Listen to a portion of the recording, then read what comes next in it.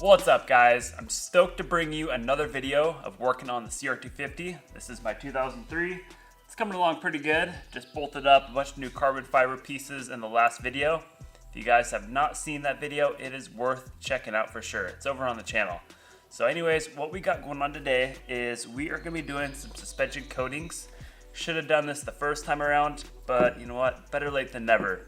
So we'll be doing the shock shaft, the shock clevis, and some stuff on the forks as well. The outer and inner fork tubes, as well as the fork lugs. And I'm gonna have to break the suspension completely apart to do this. So we should probably get after it. I really hate to be pulling parts back off this bike because just like you guys, I just wanna see this thing done. But in my mind, this bike would not be complete without suspension coatings. It's something I've wanted to do the whole time.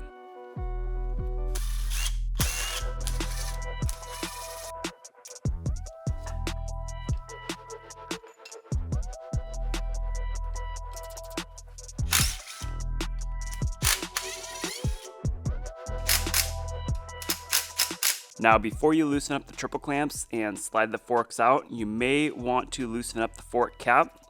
The fork cap wrench here. Unfortunately, my bar mounts are in the way, so I'll have to do that with the forks in the vise.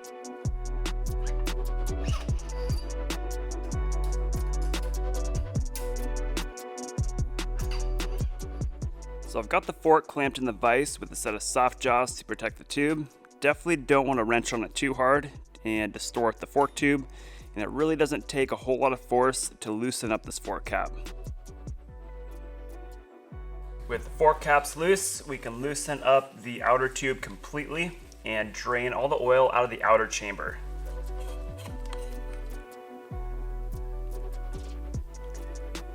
Just let all that fluid drain out of there. Just gonna do the same thing with the other side fork now.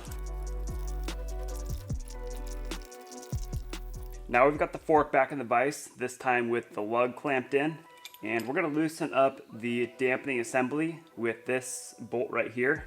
It's a 21mm on this bike. Just gonna loosen this puppy up all the way, right about there. Got a new tool to try out here. This is a Tusk cartridge rod holding tool. So when you compress the fork, push that like that, you can hold it out using this tool. They're pretty handy. Snagged this one at Rocky Mountain. Let's give it a shot, see how it works. I've always used a wrench in the past to hold the cartridge, but it doesn't really work that good because the wrench is all cocked to one side. Just gonna get a hold of the fork, push the dampening rod out, and slip that underneath. Now with the dampening rod out, we can hold the dampening rod with a wrench. This uses a 17, and then take the clicker off the end of it. Now the adjuster just pops off the end. Gonna fish out the dampening rod or the adjuster rod inside, and then compress the fork again, pull out the holding tool, and gently let that dampening rod back into the fork. So it's pretty simple from here. The whole dampening assembly just slides out of the fork. You want to be pretty careful with this thing not to damage the threads or any of the inner components. There we go. Now the process for the other side fork is going to be exactly the same, so let's knock that out right now.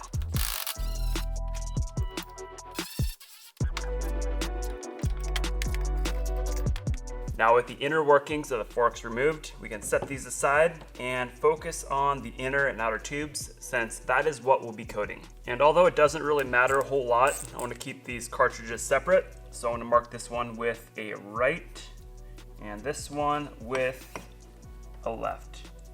Now to separate the inner and outer tubes, we'll need to pop off the dust seal and remove the retaining clip that holds the oil seal into place. You want to be as careful as you can when removing this dust seal. Try not to nick up the fork tube too much, and just work at it evenly, work your way around it. Now inside the outer fork tube, there's a little retaining clip that will need to pop out. Once again, be as careful as you can. You don't nick up the inner or outer tube. Oh, I forgot, still have the spring in here. Probably a good idea to pull those out too. At this point, we're just gonna pull the tubes apart from each other. You may have to like slide hammer it a little bit to get them to separate. All right, they're apart. Yeah, this one ended up being pretty easy since I just rebuilt it not too long ago. Kind of sucks tearing apart fresh stuff. Now all these bushings and seals will have to come off the tube. Should just be able to pinch them apart with your fingers here. Slide it off.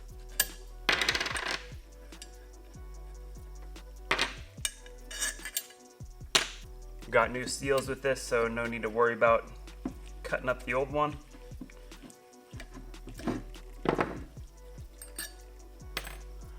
And last off is the dust seal. All right, let's move on to the other fork.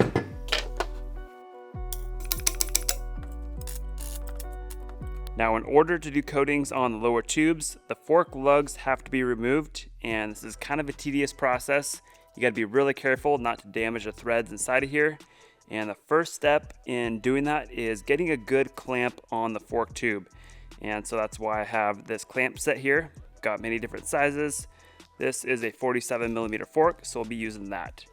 So these little pieces just go right inside of that. The clamp onto the tube, and then this goes into the vise like that. A little tip I learned from my buddy Jared Keller, who works over at GGRMX, is to use Windex inside of the clamp. That'll prevent the tube from spinning in the clamp. Now for you guys that are gonna tackle this project at home, I will link this clamp set down below in the description. So you wanna make sure your tube is completely free of any oil. Grab your Windex and get your clamp on there. Now we can get it set up in the vise. So you'll want to get this thing set up with the set screw on the lug facing up, because we're going to need to get access to that. Okay, so how the lug is secured onto the tube is through the set screw in that hole there, and then also a ton of Loctite inside the threads on the tube. And so that set screw prevents the lug from spinning off of the tube. And many times, in order to prevent that screw from backing out, they'll actually peen the threads, meaning like they fold the aluminum over inside of the threads. And in order to remove that screw, we'll need to drill out that peening. If you look really close, you can see the aluminum is like punched down into the threads or like into the screw. And so that's what we need to drill out. So we're gonna drill into this thing with a 5mm drill bit. So you're gonna wanna find a hex bit or Allen bit that fits really tight inside that set screw. Don't wanna strip it out. And then that screw is held in by Loctite. So we're gonna use a torch to break that free. Before you try to crank on the screw, make sure all of those bits and any dirt is out of it. Sweet, looks like it's coming loose. You can see all that Loctite that was inside of there. Using some heat always helps break that stuff loose. Cool, that wasn't too difficult. And then you're gonna wanna blow out those threads with an air compressor, clean out all that junk. And it is recommended to use a mill end bit to clean up the threads inside there, the threads on the actual tube, since the set screw kind of damages them. Now I bought the wrong size mill end bit, so I'm gonna see if I can get away without using one. Now we're gonna get ready to remove the lug, and in order to get some good leverage on it, I'm gonna put the axle back into the lug and put the pinch bolts in. All right, so what we're gonna do is heat up the fork lug right here where the threads are. It's gonna take a ton of heat to break down that Loctite, and then we're gonna squirt some grease in through that hole, that threaded hole where the set screw was, and that'll help lube up the threads as we're spinning the lug loose. Hopefully, after a bunch of heat and some grease, this lug will break loose.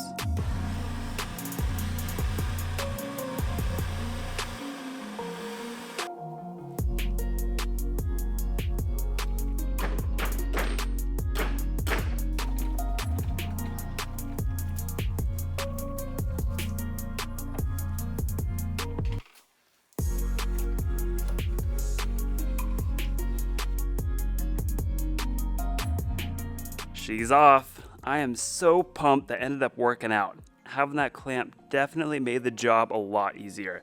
Now, if you don't have a clamp or you don't feel like spending the money on one, what you can do is put the lug in the vise, obviously with some soft jaws, and then use a screwdriver up top through these two holes on top of the tube, and that should enable you to spin the lug loose. But that's kind of sketchy business in my opinion, so I invested in the clamp. All right, let's get busting on the other side fork.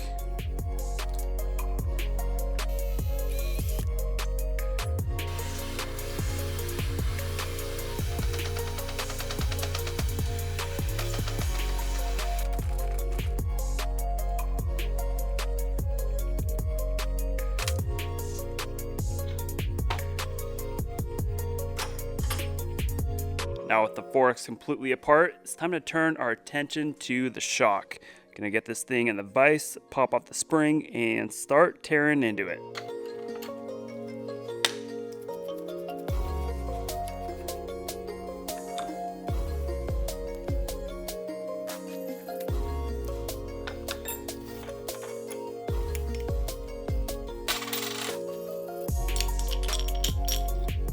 All right, next up, I'm gonna release the nitrogen out of the bladder and then remove the compression adjuster. That'll allow me to drain the oil out of the shock.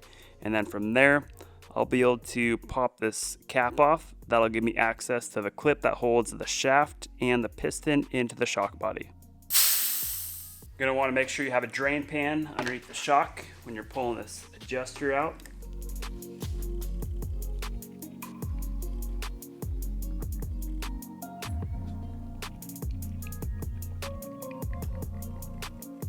You're gonna want to pump your shaft a little bit to get all that oil out. Get your mind out of the gutter. We're working on the shock here. Now to get to the clip inside of the shock body, you're gonna want to push the seal head down as far as you can go. And then we're gonna use a combination of small flat blade screwdrivers to get this clip out of here. You wanna pop it out of the groove. Get one screwdriver behind it, and then use the other screwdriver to pry up on that clip and just work it out together. There we go. Now we can just pull the shock shaft right out of the body. Kind of like the forks, you gotta slide hammer it a bit. There we go. While I'm at it, I'm gonna pull out the bladder as well. Just need to push it down inside the body. Gonna use the same two screwdrivers to work this clip out of here.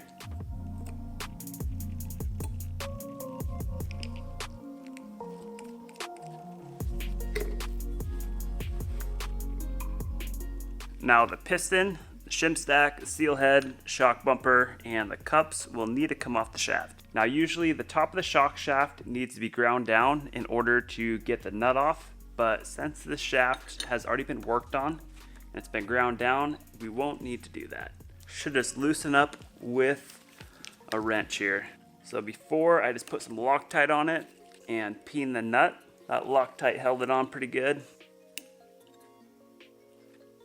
You're gonna wanna wipe that Loctite off before you slide the shim stack off. Now as I'm sliding the shim stack and piston off of the shaft, I'm gonna put everything onto a zip tie.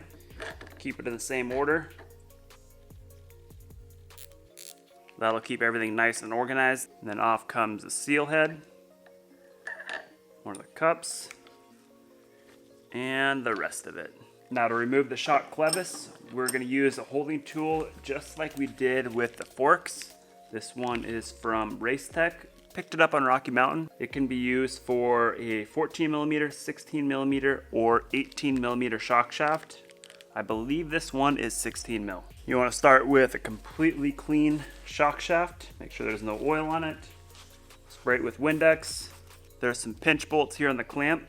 Makes it a nice secure fit. Tighten those puppies down.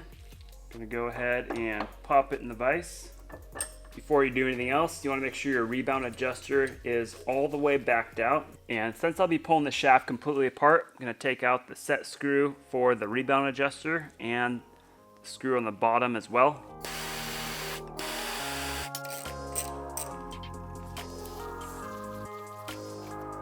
As you can imagine, the clevis is held on by a bunch of Loctite on those threads, and we're gonna need some heat to break that stuff up.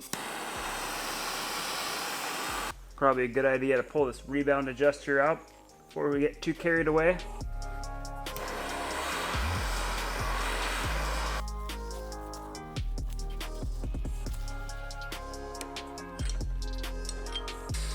Ooh, that's hot.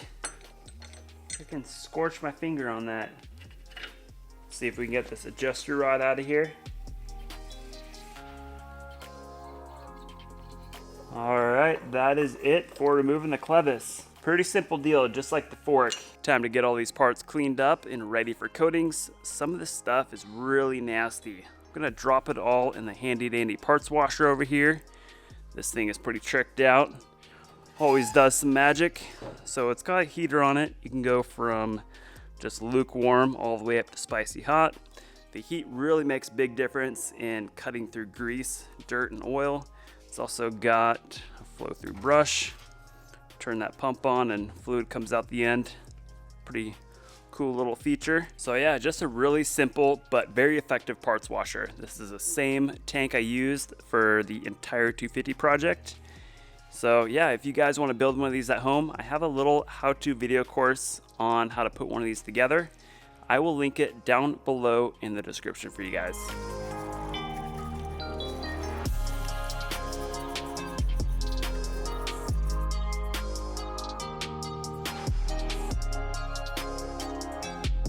Everything cleaned up really nicely. This stuff is just spotless. Now, in order to do coatings on the lower fork tubes and the shock shaft, the chrome has to be in near perfect shape. There can't be any major pits, scratches, or wear through the chrome. Now, before I send these out to my guy in California to do the coatings, I'm gonna buff all these scratches out over on the buffing machine. And what we're gonna be using for that is what they call a loose wheel. And we're gonna combine that with a white rouge compound.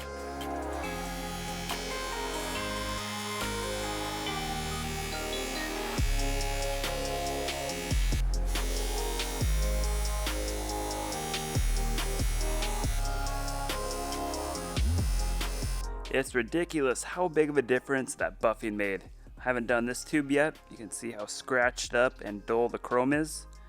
And this tube is completely buffed out. Turned out pretty much flawless. Now the very last thing I'll be doing with these tubes is cleaning up the threads. Definitely gotta make sure all of that Loctite is off of there. And to do that, I'll be using the finer wheel over here on the grinder. Just gonna use super light pressure so we don't remove too much material.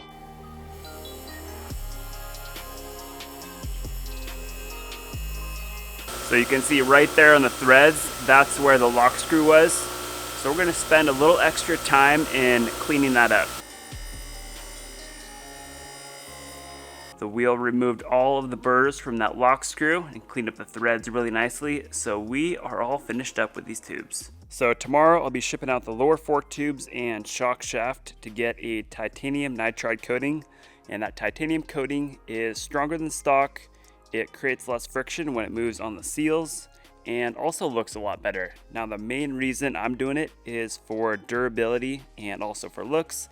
The performance part of it is very minimal. You really won't notice it that much. And then for the upper fork tubes and the fork lugs, as well as the shock clevis, I'll be Cerakoting all that. So let me know down in the comments section what color you think would look good on those. So it's going to be about 2 or 3 weeks before this stuff comes back from coatings, and while I'm at it, I decided to do the forks on the XR80 as well. So when this stuff shows up, I'll pick the videos up right there. Thank you so much for watching the video, guys. I am so pumped to be making some progress on the CR again. I tell you what, when this stuff comes back from coatings, it's game on and really shouldn't take much to finish up this bike. So like always, if you guys enjoyed the video or learned something new, all I ask of you is to share the channel or share the videos with your friends or family that might be into this stuff. I'm sweating out here. So my whole goal with the channel is to help you guys out, love teaching you guys, love inspiring. So I think it's a pretty fair trade to ask you guys to help spread the word and share the channel. I'll see you guys next time.